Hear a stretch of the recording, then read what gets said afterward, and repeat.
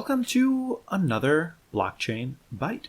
This is short, bite-sized little takes on topics in crypto, Web3, Ethereum. You can think about it as your lexicon for crypto terms that might come up in conversation or research or really just you're curious about. And today I want to cover the Howey Test. The Howey Test is something you might have heard being thrown around when it comes to regulation, especially in the United States, well, only in the United States. And it comes down to this. The Securities Act of 1933 is where the SEC was set into motion, and what is a security was laid down in law. And none of that has anything to do with crypto, of course, because it's from 1933. And so when a government body like the SEC takes someone to court, and the courts need to decide if that case that's being brought to them in front of them, if they're ruling on a security or not. Is it a commodity? Is it a security? Is it a lending product? Who has jurisdiction? And the courts in the United States have coalesced around this case called the Howey Test.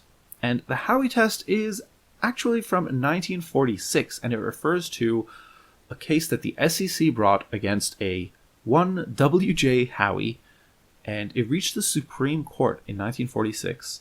And it's this crazy story. Well, not so crazy. It's just like crazy how this story still affects securities law today. But Howey formed this company, and they sold sections of citrus groves in Florida to investors. And the idea was basically to sell these tracts to investors, and in return they would get a dividend of the produce of that land. Most of the buyers had no experience whatsoever in agriculture. They were not expected to be tilling the land. It was basically a lease-back program. They would sell it to an investor and then lease it back, and Howey would work the land and produce the citrus and sell them to market, and the investors would just generate a piece of the profit. And this case was brought to court to decide whether this contract, this agreement of investing, was in fact a security or not. Because if it was a security, it would fall under the jurisdiction of the SEC and under the 1933 Securities Act, and it wouldn't be possible.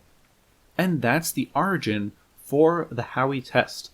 Because in this ruling by the Supreme Court on this case of the SEC versus W.J. Howey in 1946, the Supreme Court decided that something is deemed a security, an investment contract that's governed by the Securities Act, if it holds to these four general themes. One is it's an investment of money. Two, it's in a common enterprise, so a corporation or maybe a DAO. Three, there is an expectation of profit. And four, that profit comes from the efforts of others, not from yourself. And in the case of Howey, well, the buyers were investing money to buy a piece of land in this corporation, this company. They expected to get profit, and it was from the efforts of others, not from themselves. They weren't they weren't farmers. They weren't working the land at all. And those four criteria is what the U.S. Supreme Court decided is what governs whether something falls under the Securities Act of 1933 or not.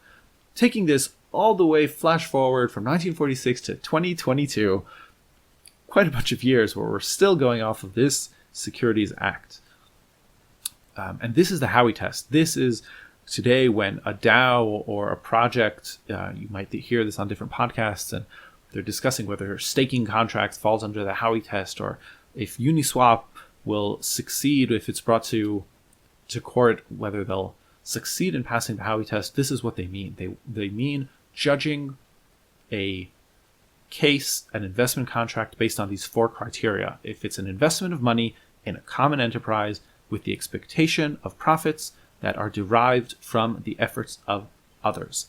If you think about many of the different protocols, projects, DAOs, companies out there in crypto, and you apply these four questions to each one of them, I think you'll find that a lot of them fail the Howey Test, as in a lot of them are and should be considered a security, at least under the 1933 Securities Act and the Howey Test that judges whether they are or not. And that opens up a large, large door for the regulators and the SEC if they want to come after and prosecute any projects that have been basically offering securities not under their purview. So that's something that you should consider when you look into a project, when you're thinking about investing your money or participating in a play-to-earn game or in a DAO or in something. And this again goes back to why decentralization matters, because if it's decentralized truly, then it's really hard to be regulated. And even if you fail the Howey Test, it's still tough for the SEC to enforce something. But when you are in a project that isn't truly decentralized, and there are lots of those projects, because not everything should be truly decentralized, well, you should consider the Howey Test. And again, that's these four things. Is it an investment of money in a common enterprise with the expectation of profit to be derived from the efforts of others? By the way, for this entire take, I've also based this off on kind of my own reading of the case, and also on a bunch of articles online, which I'll link to in the Blockchain Byte notes. That was this Blockchain Byte. Hope you enjoyed it. The Howey Test is really an important part of the regulatory framework for crypto, so it's a good thing to keep in mind and have knowledge of.